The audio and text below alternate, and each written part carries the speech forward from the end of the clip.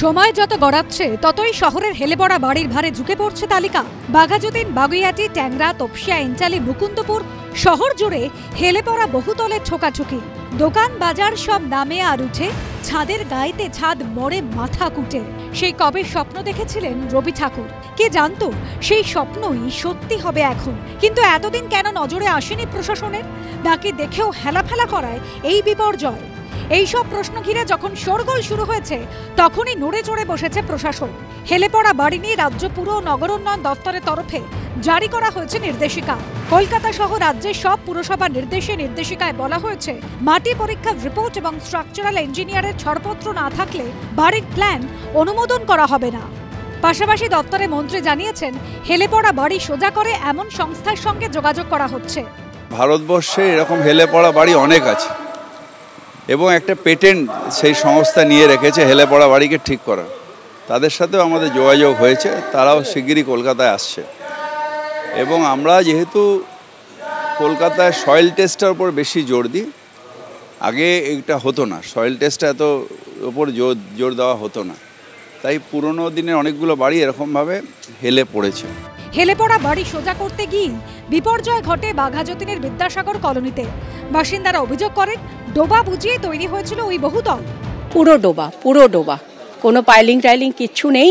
3 তলা 4 তলা গন্ডগোল করে কিভাবে কি করেছে, প্রভাবশালী না হলে সে করতে পারে? যখন 4 তলা হয়েছে, কাউন্সিলর তো ছিল, ওই মিতালি ব্যানার্জি ছিলেন, তখন সবাই তো জানেন।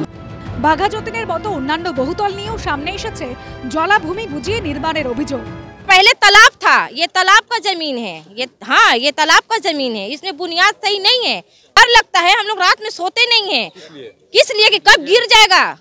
আর এইসব অভিযোগের মুখে পড়ে মেয়র কখনো বল ঠেলে দিয়েছেন বামেদের কোর্টে। যে সময় কলোনি এলাকাগুলো হচ্ছিল সেই সময় আপনারা ছিলেন, সিপিএম ছিল, লেফট ফ্রন্ট ছিল। সেই সময় যদি আপনারা স্ট্রিক্ট হতেন তাহলে হতো না। এখন তো নেকা সাইলে চলবে না। আবার কখনো দলের হয়ে ব্যাট ধরেছেন কুণাল ঘোষ। 49 বছর 45 বছর কলকাতার প্রাণ কেন্দ্রে উচ্চ বহুতল জুড়ে রয়েছে হেলে, তো সিপিএম তার ব্যাখ্যাটা দিক। বামেদের কোর্টে বল ঠেলে দায় ঝেড়ে ফেলার অভিযোগে শাসক দলকে তীব্র কটাক্ষ বিরোধীদের।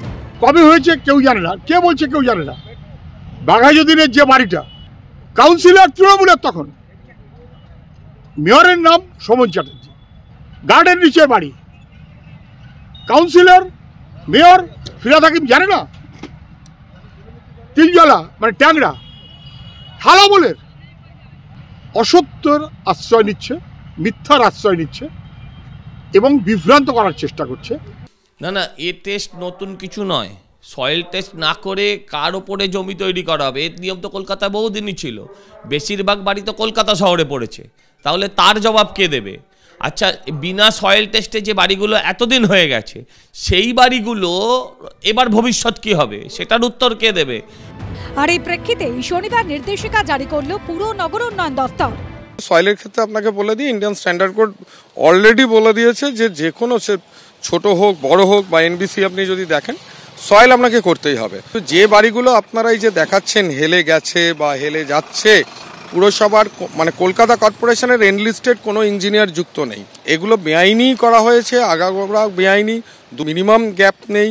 তার ফলে হয়েছে কি, প্রেশার ভালভ ওভারল্যাপ করছে এবং আস্তে আস্তে করে টিল্ট হয়ে যাচ্ছে। পুরসভাকে পলিসি করতে হবে, পলিসি না করলে এগুলো ধরতে পারবে না। এতদিন ধরে কলকাতা শহরে বিশেষত যে বহুতলগুলো হয়েছে, সেই বহুতলগুলো হয়েছে সয়েল টেস্টের নিয়ম তখনও ছিল, কিন্তু তৎসত্ত্বেও হচ্ছে যে সয়েল টেস্ট করা হয়নি।